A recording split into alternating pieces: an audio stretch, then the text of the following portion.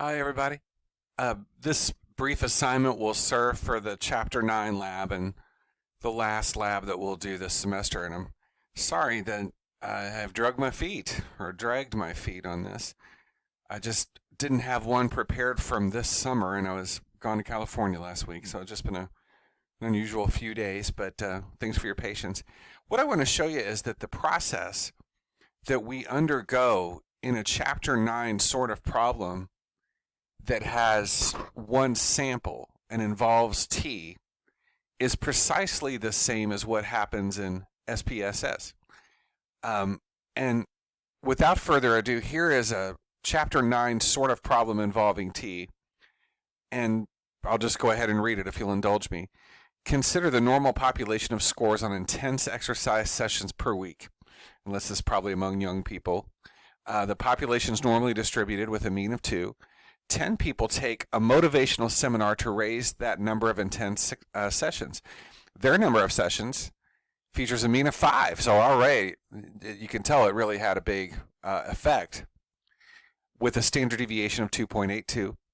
And we hypothesized that the seminar raised the number of intense exercise sessions. So this is a one-tailed test. So what are the null and alternate hypotheses for a one-tailed test? And what I've got here, I have not done this before, is I've got the raw scores, and there's nothing you need to do with these, although they'll show themselves later in SPSS, but here are the 10 participants.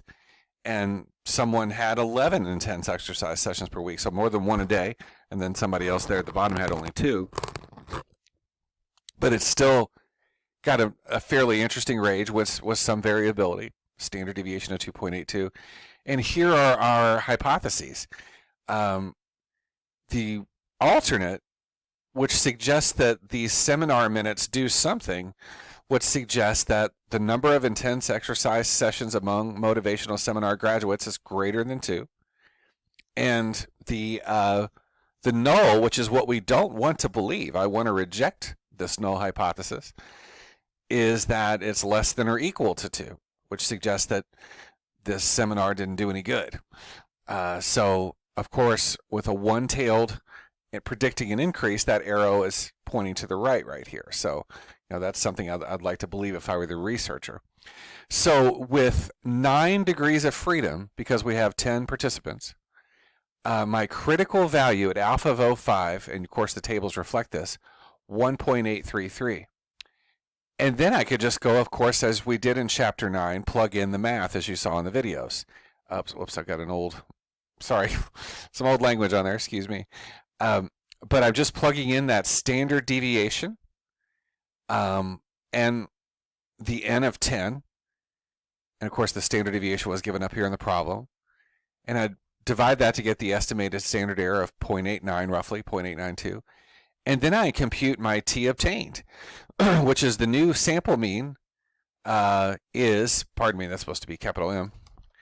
The new sample mean is 5 minus 2, and then dividing by 0.892 to get a t obtained of 3.36. So in this case, this is a pretty clear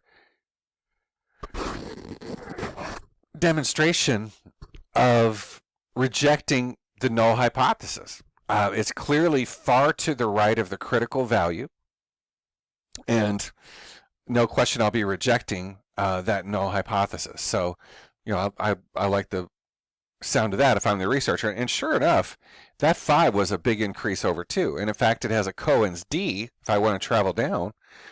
This is another metric that we've been using. I just take those mean differences, and that should be capital M again. Excuse me, my gosh. Of 3 over 2.82, and I get 1.06. Now, we could have made a type 1 error. That's possible. And did we enjoy statistical significance? We certainly did. Yeah, we very much enjoyed that.